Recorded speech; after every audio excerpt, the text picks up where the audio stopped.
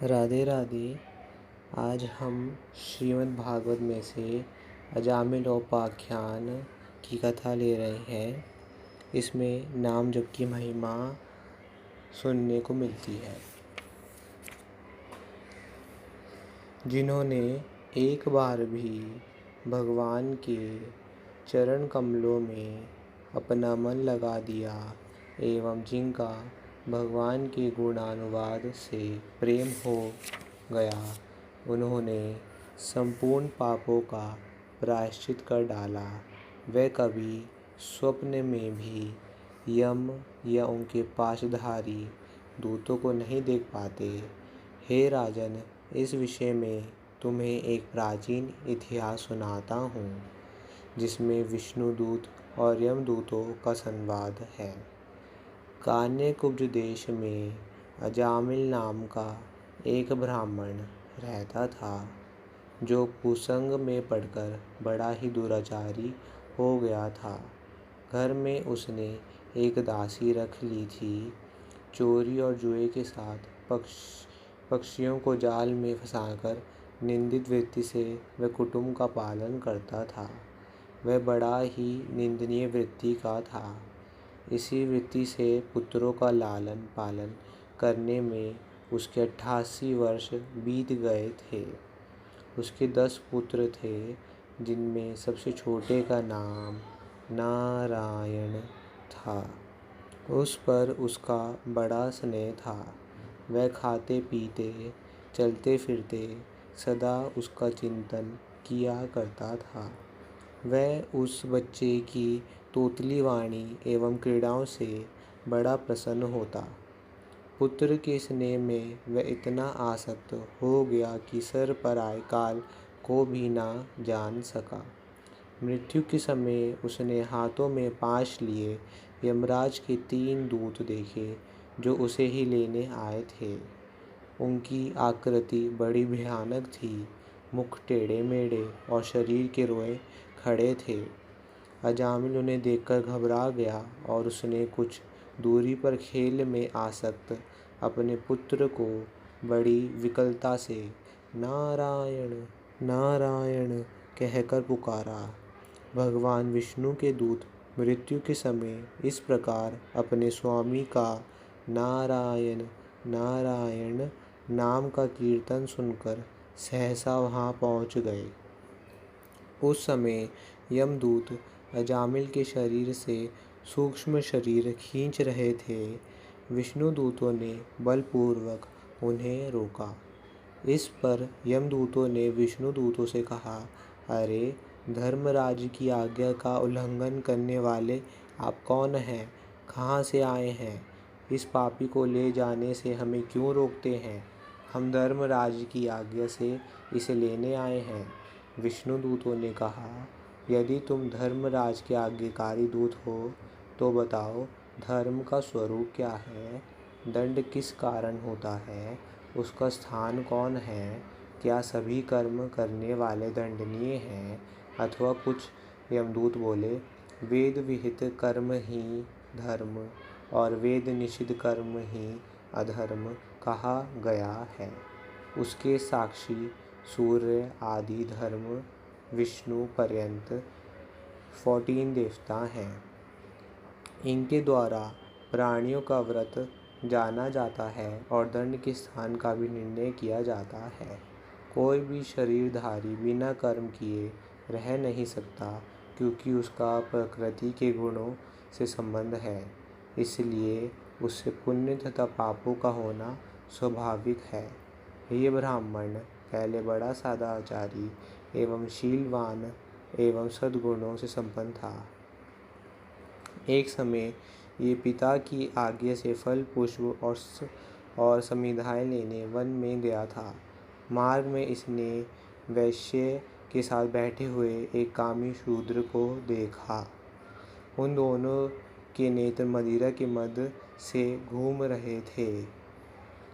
ऐसा दृश्य देखकर ये कामासक्त हो गया और हर समय उसी वैश्य का ध्यान करने तथा इसने वैश्य को प्रसन्न करने के लिए अपने पिता का सारा धन फूंक दिया। अपनी पतिव्रता स्त्री का भी परित्याग कर ये न्याय या अन्याय से जैसे धन मिले उसी से वैश्य के कुटुंब का पोषण भी करने लगा। कोई भी पाप कर्म इससे बचा नहीं और उसका जीवन भी पाप में हो गया। अतएव हम इसको यमराज के समीप ले जाएंगे, जहाँ दंड द्वारा इसकी शुद्धि की जाएगी।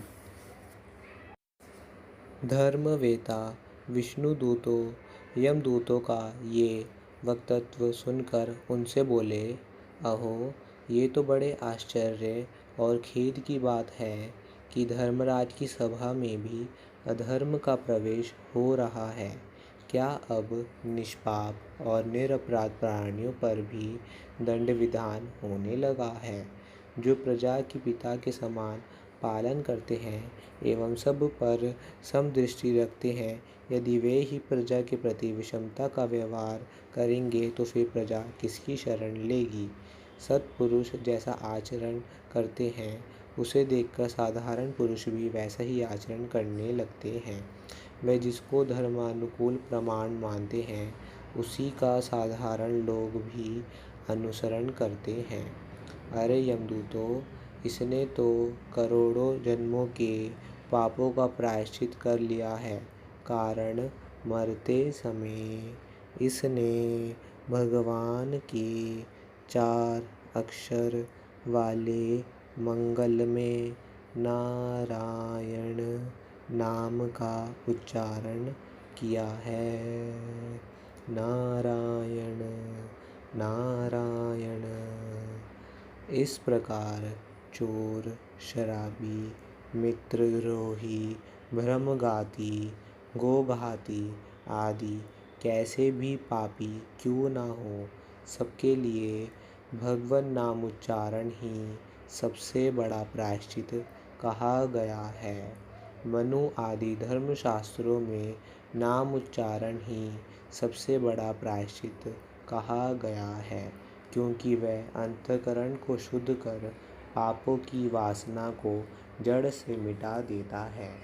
जो मनुष्य गिरते समय, पैर फिसलते समय, अंग भंग होते समय, सर्प के डसते, अग्नि में जलते तथा चोट लगते समय भी विवशता से हरि हरि कहकर भगवान के नाम का उच्चारण करता है, उसे यम यातना भोगनी नहीं पड़ती। अनजाने में उच्चारण किया गया भगवान नाम ईंधन वैसे ही पाप राशि को भस्म कर देता है, जैसे अग्नि काष्ठ तथा को भस्म कर देती है। जैसे अनजाने में भी किया गया अग्नि का स्पर्श हाथ जला देता है, उसी प्रकार अनजाने में अनिच्छा से भी पापियों द्वारा उच्चारण किया गया भगवान नाम उनकी पाप राशि को भस्म कर देता है। पुत्र आदि किसी का संकेत कर, नाम रखकर, हास परिहास में, शान में, निंदा से या किसी भी प्रकार से यदि प्राणी भगवान के नाम का उच्चारण करता है तो उसके समस्त पाप नष्ट हो जाते हैं और उसे यम यातना नहीं भोगनी पड़ती। हे दूतों, यदि तुम्हें इस विषय में संदेह हो तो तुम अपने स्वामी धर्मराज से पूछो, वे धर्म के रहस्य को भली भांति जानते हैं, उनसे तुम्हें पूर्ण संतोष हो जाएगा। ये कहकर विष्णुदूतों ने यमराज के पास से अजामिल को छुड़ा लिया और यमदूत निराश होकर वापस लौट गए। उन्होंने यमराज के समीप जाकर सारा वृत्तांत ज्यों का त्यों कह सुनाया। इधर अजामिल यमपाश से छुटकारा पाकर कुछ स्वस्थ हुआ। सिर झुकाकर भगवान के दूतों को प्रणाम कर कुछ कहना ही चाहता था कि वह उसके देखते देखते सहसा अंतर्ध्यान हो गए। अजामिल ने भगवान के दूतों से जो भगवान नाम का महात्म्य सुना, उससे उसकी भगवान में भक्ति जागृत हुई। उसे अपने पापों का स्मरण कर बड़ा पश्चाताप हुआ और मन ही मन अपने को धिक्कारता हुआ बोला, अरे मैं बड़ा पापी हूँ। मैंने अपनी पतिव्रता पत्नी का परित्याग कर वेश्या का संग किया। उसके गर्भ से पुत्र उत्पन्न कर मैंने अपने ब्राह्मणत्व को भी नष्ट कर डाला। मैं निश्चय ही नरक में जा गिरूंगा। मुझे धिक्कार है। हाय, वे चारों सिद्ध कहाँ गए जिन्होंने मुझे यमपाश से छुड़ाया। इस प्रकार पश्चाताप करते अजामिल को वैराग्य हो गया और वह सब कुछ त्याग कर हरिद्वार में गंगा तट पर जाकर बैठ गया। वहाँ उसने योग द्वारा अपनी इंद्रियों एवं प्राण का निरोध कर मन को भगवान के दिव्य रूप में लगा दिया, जिससे उसकी समाधि लग गई और देहाध्यास जाता रहा। फिर उसने पहले के उन्हीं 4 सिद्धों को आते देखा और तुरंत उठकर उन्हें सिर झुकाकर प्रणाम किया। तत्क्षण उसका शरीर प्राण रहित होकर गंगा में गिर पड़ा और उसे भगवान के पार्षदों का रूप प्राप्त हो गया। भगवान के दूत उसे सुवर्ण के सुंदर विमान में बैठाकर विष्णु लोक को ले गए। ये रहस्यमय इतिहास समस्त पापों का नाश करने वाला है। जो मनुष्य श्रद्धा से प्रेम पूर्वक इसे सुनता है या बाजता है, वह नरक में कभी नहीं जाता। यमराज के दूत तो उसकी ओर आँख उठाकर तक भी नहीं सकते। सुखदेव जी ने आगे कहा, हे राजन, जब महापापी अजामिल मरते समय पुत्र के बहाने भगवान का नाम उच्चारण कर विष्णु लोक चला गया, तब जो श्रद्धा और भक्ति से भगवान का नाम उच्चारण करता है, उसका तो कहना ही क्या है। राजा परीक्षित ने पूछा, हे भगवान, धर्मराज ने अपने दूतों के वचन सुनकर फिर उनसे क्या कहा? जिन धर्मराज के वशीभूत संपूर्ण जगत है, उनके दूतों का पराजय तथा उनकी आज्ञा का उल्लंघन कैसे हुआ? ऐसा प्रसंग तो पहले कभी सुनने में नहीं आया। हमें इस पर बड़ा कौतूहल है। आप इसका समाधान करने की कृपा करें। सुखदेव जी बोले, हे राजन, विष्णु दूतों से पराजित यमदूत यमराज के निकट जाकर बोले, हे प्रभु, कर्मों का फल देने वाले जीवलोक के शासक कितने हैं? यदि दंड देने वाले शासक अनेक हों तो किसको दंड हो और किसको दंड ना हो, इसकी व्यवस्था कैसे ठीक बन सकेगी? हम तो आज तक आपको ही समस्त प्राणियों के अधीश्वर एवं उनके पाप के अनुसार दंड देने वाले शासक समझते थे, किंतु आज लोक में आपके दंड की अवहेलना की गई। हम आपके आदेश से एक पापी को लेने जा रहे थे, पर वहाँ 4 अद्भुत सिद्धों ने आकर उसे छुड़ा लिया।